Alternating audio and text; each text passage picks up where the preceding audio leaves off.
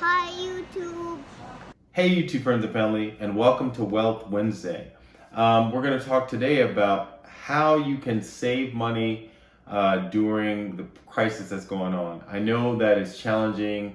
People are, still trying to figure out their working situations and things like that. Businesses haven't really fully reopened in certain states, and in some states things are open, but the number of cases are going up.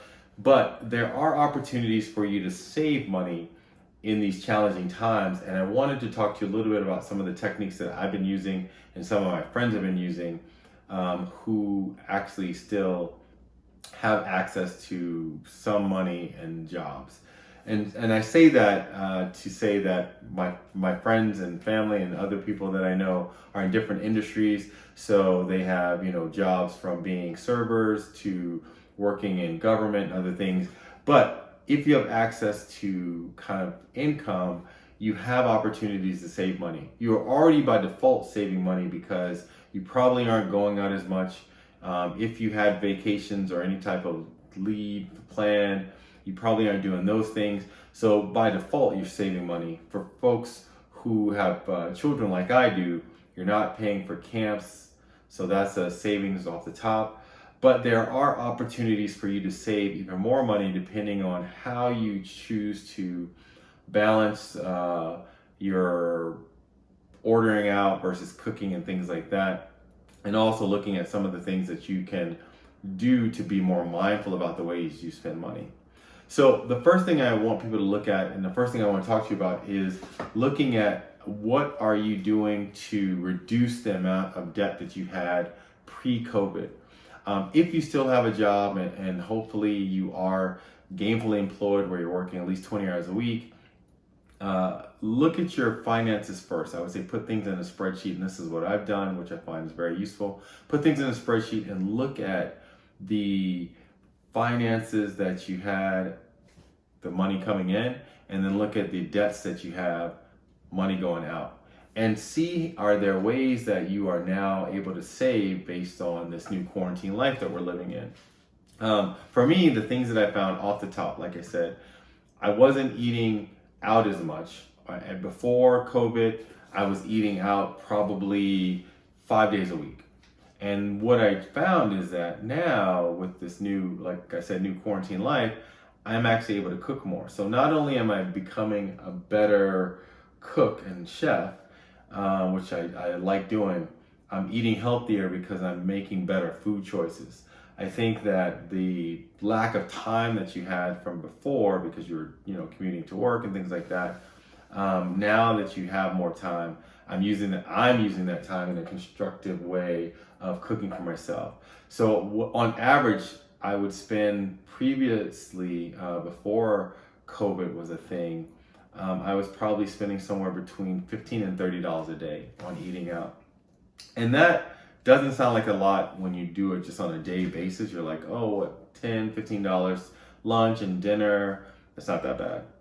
But when you add it up over the course of the month, you're talking about, let's just do a minimum of $10 a day. You're talking about, $70 a week, and you're talking about $300 a month, which is crazy because when you roll that over a course of a year, that's $3,600, right? For the same $70 a week, you could buy food for, if you're cooking for yourself, you could buy food that probably would last you 2 weeks and maybe even longer, and that's breakfast, lunch, and dinner. One of my buddies that I talked to, who is an avid coffee drinker, he was talking about how he would buy coffee every day, but now that he's at home, he is using his Keurig more, or he's making, tea, things like that.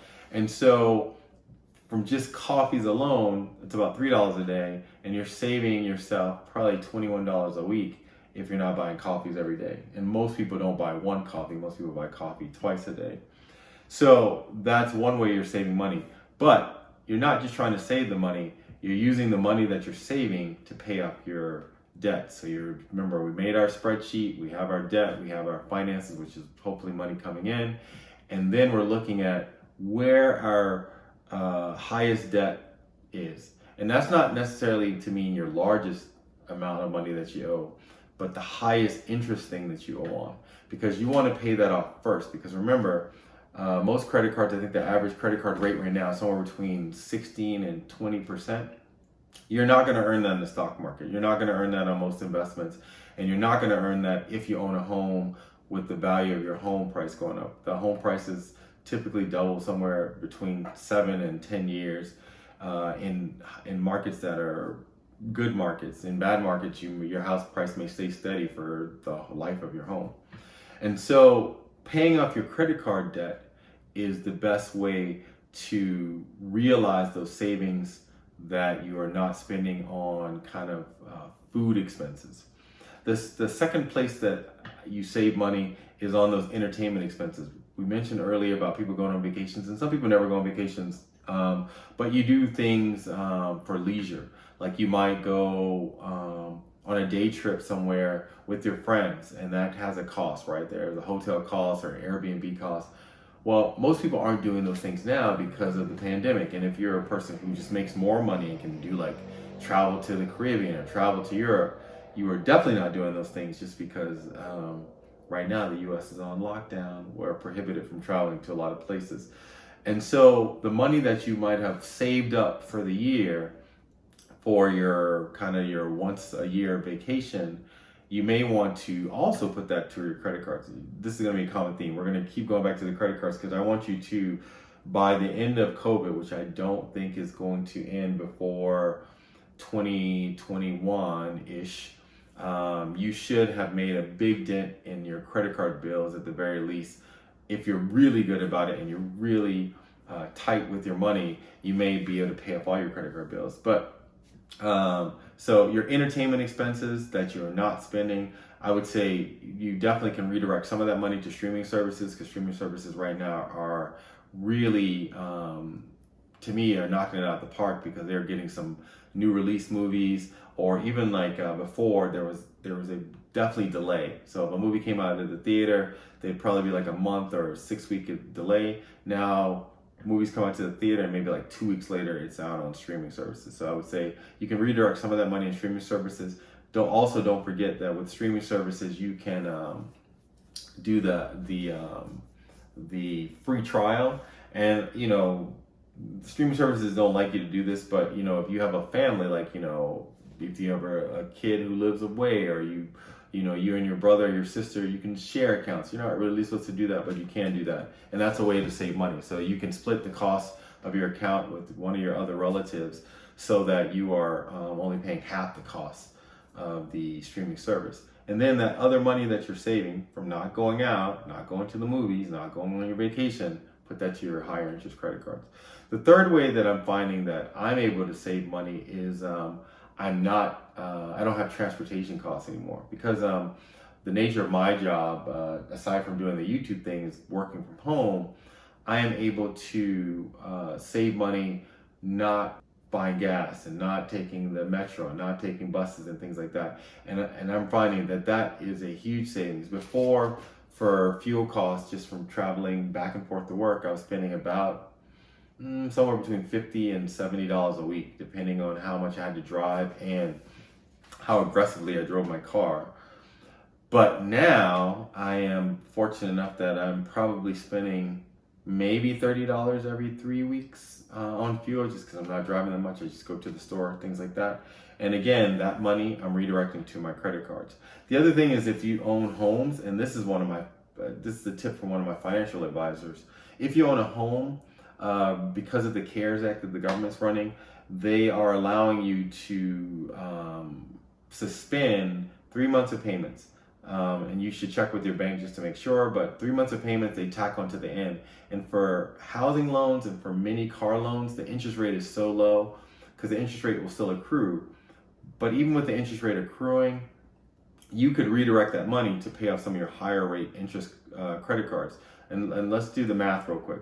So say your housing loan is 3% over 30 years, and you're paying interest monthly, obviously, but your credit card interest rate is 16%.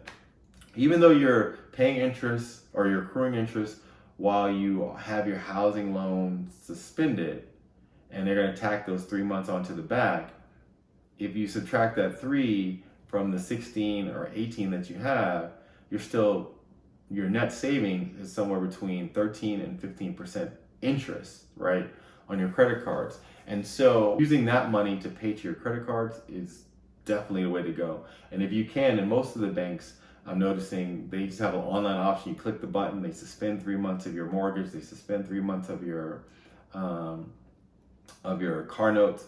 And again, I'm being very clear. Car notes and housing loans are the ones you want to do. If you're suffering from real financial hardship, you can do credit cards too, but I wouldn't suggest doing credit cards because, like I said, the interest rate is so high that you're losing tacking on those 2 months of payments, unless you really need the money. So I would say use your mortgage money that you were going to pay for your mortgage. I would say pay that to your credit card to make sure by the time COVID is over, your credit card's balances are zero. Now, again, I would say check with your individual banks because some banks, many banks, are just tacking it onto the end, but some banks are being very crafty with the way they're interpreting the language, and they're requiring you to do a lump sum payment after your 3 months suspended payments. So you don't want that because that really doesn't help you out because you basically would have to just pay the money that you didn't pay immediately, and that's no bueno. The fourth way of saving, or that I'm finding that I'm saving money, is that again, I am eating healthier. So not only am I not eating out, but because I'm eating healthier, fruits and vegetables, if you don't live in a food desert, typically don't cost as much as, eating out or buying meats. So I mean, I still cook a lot of meat, but I don't cook meat as often as I probably would have, or eat meat as often as I would have if it wasn't COVID, right? So now I'm finding that I'm being much more conscious about what I'm putting in my body. Like over the course of the last 3 to 4 months, I've dropped weight, I'm working out more, and just overall I'm walking more places, and when I have to go places, and I'm finding that is causing me to have a healthier thought process about not only the things I put into my body, but the way I spend money and the way I'm a consumer, looking at like online shopping and things like that. So not to belabor the point and not to make this a very long video, but definitely to give you some tips. So remember that the 3 or 4 things that you can do to save money during COVID, if you again are gainfully employed and you're able to do this, is number 1, buy more food and cook at home. 2, use the money that you are saving on transportation costs to pay off your high interest credit cards. 3, if you can, suspend your home loan mortgage or home mortgages and your car notes, credit cards, unless you have to. That's not a good idea. And then 4, just using this kind of time to be reflective and introspective to really think about making more healthy choices, because again, healthy choices lead to spending less money at the grocery store and allowing you to save more money in the long run. So I'm not gonna belabor the point. I just wanted to throw this out there for the Wealth Wednesday. We're gonna talk more. I'm gonna bring in more financial advisors, but please hit the like button for the algorithm. Please subscribe to my channel if you have not already, and please leave comments below if you have other money saving tips during COVID-19. The pandemic is here, and it is kind of challenging, but it is giving us a lot of breathing room in many respects to be more introspective and think about how we are managing our lives day to day without all the hustle and bustle that normally goes on. So anyway, it's your boy GB Review. Please subscribe and like below. And I'm out. Subscribe, but like below.